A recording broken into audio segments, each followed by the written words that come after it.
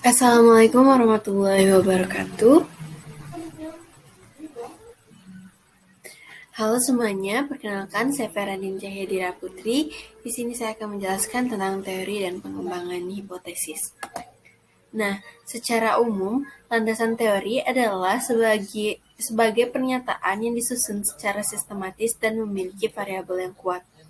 Landasan teori secara isi memuat teori-teori dan hasil penelitian di mana teori dan hasil penelitian tersebut digunakan untuk menyelesaikan penelitian.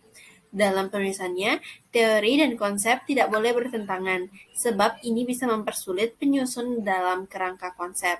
Nah, landasan teori bisa disusun melalui kajian teks, jurnal penelitian, hingga uraian hasil penelitian untuk yang terdahulu. Nah, sistematika suatu penelitian dalam landasan teori terdiri dari studi kepustakaan, kerangka berpikir, penelitian yang relevan, serta hipotesis penelitian. Nah, untuk studi kepustakaan, landasan teori yang disusun melalui kajian buku, jurnal penelitian, hingga uraian hasil penelitian untuk yang terdahulu, dengan manfaat yaitu mengenali teori-teori dasar dan konsep yang telah dikemukakan oleh para ahli, lalu juga mengikuti perkembangan dan dalam penelitian dalam bidang-bidang yang akan diteliti, memanfaatkan data sekunder, menghindari duplikasi, penelusuran penelaahan literatur relevan dengan masalah penelitian untuk mengungkapkan buah pikiran secara sistematis, kritis, dan analitis. Nah, kajian literatur ini berfungsi untuk meningkatkan pemahaman peneliti tentang teori-teori relevan terhadap masalah yang diteliti, lalu menjadi kajian literatur ini menjadi tentang teori yang berfungsi untuk menjelaskan serta membedakan, meramal, dan mengendalikan suatu fenomena atau gejala yang berhubungan dengan masalah penelitian, juga dapat menimbulkan gagasan dan mendasari penelitian yang akan dilakukan,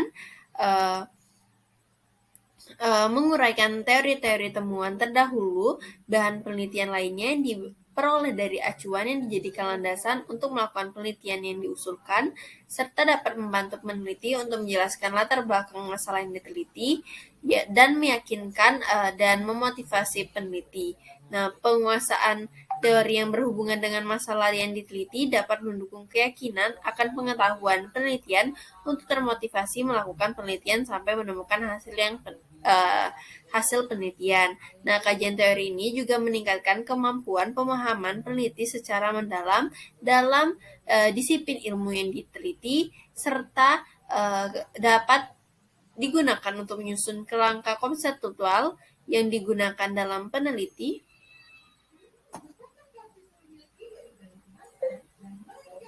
Dan kajian literatur ini dapat mengacu pada daftar pustaka.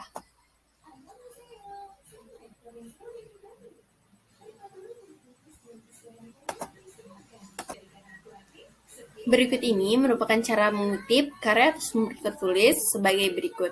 Nah, untuk kutipan langsung terdiri tidak lebih dari 3 baris atau tidak lebih dari 40 kata yang ditempatkan dalam paragraf sebagaimana baris lain tetapi diapit oleh tanda-tanda petik 2 yang dimulai atau ditutup dengan contoh identitas rujukan. Untuk kutipan tidak langsung, umumnya tampil bervariasi bergantung kepada gaya peneliti. Setiap peneliti dan mempunyai cara tersendiri untuk mengungkapkan kembali ide atau konsep orang lain dalam tulisannya. Ada peneliti yang memberikan komentar lebih panjang, tetapi ada yang menyatakan dengan singkat bahwa kutipan itu tidak langsung perlu disertai dengan halaman buku, serta cukup mencantumkan nama peneliti diikuti dengan kapan tahun diterbitkannya sumber tersebut.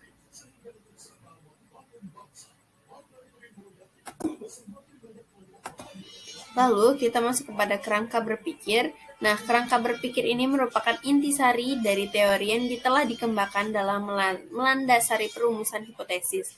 Nah, teori yang telah dikembangkan dalam rangka memberi jawaban ini terhadap pendekatan pemecahan masalah yang menyatakan hubungan antar variabel berdasarkan pembahasan yang teoritis. Perlu dijelaskan bahwa tidak semua peneliti ini memiliki kerangka berpikir. Nah, kerangka berpikir pada umumnya hanya diperuntukkan pada jenis penelitian kuantitatif. Untuk penelitian kuantitatif, kerangka berpikirnya terletak pada kasus yang selama ini dilihat atau diamati secara langsung oleh peneliti. Sedangkan untuk penelitian tindakan kerangka berpikirnya itu terletak pada refleksi. Nah, baik pada peneliti maupun pada partisipan. Nah, hanya dengan kerangka berpikir yang tajam akan dapat digunakan untuk merumuskan hipotesis.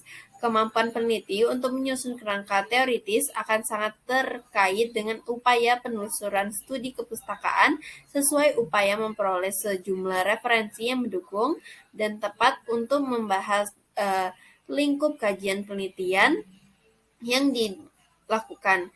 Sebelumnya, kerangka teoritis ini disusun akan bermanfaat pada saat peneliti menentukan hipotesis penelitian. Perlu dijelaskan juga bahwa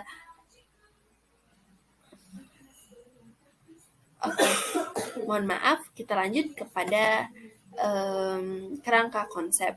Nah, untuk kerangka konsep sendiri, peneliti akan sangat terbantu dengan menggunakan arah pelaksanaan penelitian. Nah, kerangka konseptual merupakan kerangka berpikir mengenai hubungan antar variabel-variabel terlibat dalam penelitian atau hubungan antar konsep dengan konsep lainnya dari masalah yang diteliti sesuai dengan apa yang telah diuraikan pada studi kepustakaan. Nah,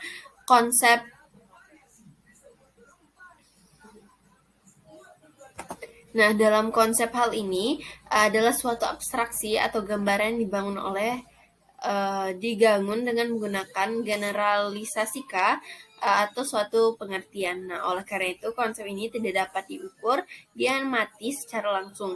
Supaya konsep tersebut dapat diamati dan diukur, maka konsep tersebut harus dijabarkan terlebih dahulu menjadi variabel-variabel. Nah, kerangka konseptual yang baik menurut Uma sekarang yaitu dengan sebagai berikut. Variabel-variabel penelitian yang akan diteliti harus jelas. Kerangka konseptual harus menjelaskan hubungan antara variabel-variabel yang akan diteliti dan teori yang dilandasi. Kerangka konseptual tersebut selanjutnya perlu dinyatakan dalam bentuk diagram sehingga masalah penelitian yang akan dicari jawabannya mudah untuk dipahami. Serta dengan adanya kerangka konseptual akan bermanfaat bagi minat penelitian akan berfokus ke dalam bentuk yang layak diuji dan akan memudahkan penyusunan hipotesis. Nah, memudahkan juga mengidentifikasi fungsi variabel penelitian, baik variabel bebas maupun variabel tergantung. Nah, variabel kontrol kendali, variabel moderator, atau variabel lainnya. Nah, untuk merumuskan hipotesis diturunkan melalui teori. Nah, hipotesis ini merupakan jawaban sementara terhadap masalah penelitian. Hipotesis ini merupakan suatu pernyataan yang harus diuji kebenarannya secara empiris. Nah, hipotesis merupakan gabungan dari kalimat hipo yang artinya bahwa dan tesis yang artinya kebenaran. Secara keseluruhan, hipotesis ini berarti bahwa di bawah kebenaran yang belum tentu benar dan baru dapat diangkat menjadi suatu kebenaran jika menjadi kebenaran itu memang telah disertai dengan bukti-bukti yang ada. Nah, untuk tujuan mengajukan hipotesis itu sendiri adalah agar kegiatan penelitian, perhatian yang diteliti tersebut berfokus hanya pada informasi atau data yang diperlukan bagi pengujian hipotesis, agar pemilihan alternatif ini dapat tepat. Peneliti dituntut untuk hati-hati serta cermat. Nah, ada 4 persyaratan bagi hipotesis yang baik, yaitu hipotesis hendaknya merupakan rumusan tentang hubungan 2 atau lebih variabel. Lalu hipotesis yang dirumuskan hendaknya disertai dengan alasan-alasan atau dasar teoritik dan hasil penemuan terdahulu. Hipotesis harus dapat diuji. Rumusan hipotesis hendaknya yang singkat serta padat. Nah, Hipotesis penelitian hendaknya memiliki sifat-sifat sebagai berikut juga. Nah, hipotesis dibuat dalam bentuk kalimat atau deklaratif. Nah, hipotesis itu juga dapat teruji. Hipotesis harus rasional, artinya mengemukakan penjelasan yang masuk akal. Hubungan antara variabel-variabelnya juga harus jelas, sehingga dapat diukur. Nah, ditinjau dari operasi rumusannya, ada dua jenis hipotesis, yaitu yang pertama ada hipotesis nol. Hipotesis nol ini merupakan hipotesis yang menyatakan ketidakadaannya hubungan antar variabel. Dalam notasi hipotesis ini dituliskan dengan HO. Lalu, ada juga hipotesis alternatif atau hipotesis kerja, yaitu hipotesis yang menyatakan adanya hubungan antar variabel. Dalam notasi, hipotesis U ini ditujukan dengan HA. Nah, hipotesis alternatif ini dibedakan menjadi dua macam, yaitu hipotesis terarah dan hipotesis tidak terarah. Bedanya adalah dalam hipotesis terarah, peneliti sudah berani dengan tegas menyatakan bahwa variabel bebas memang berpengaruh terhadap variabel tergantung. Sedangkan hipotesis tidak terarah, peneliti merasakan adanya pengaruh tetapi belum berani secara tegas menyatakan bahwa pengaruh tersebut. Nah, ia baru berani menyatakannya bahwa ada pengaruh. Nah, ditinjau dari ruang lingkupnya, hipotesis sendiri dapat dibedakan menjadi hipotesis mayor, yaitu hipotesis mengenai kaitan seluruh variabel dan seluruh subjek penelitian.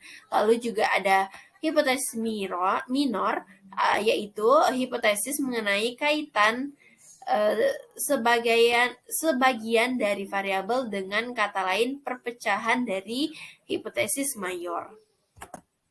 Baiklah, hanya itu yang dapat saya sampaikan. Saya akhiri. Wassalamualaikum warahmatullahi wabarakatuh.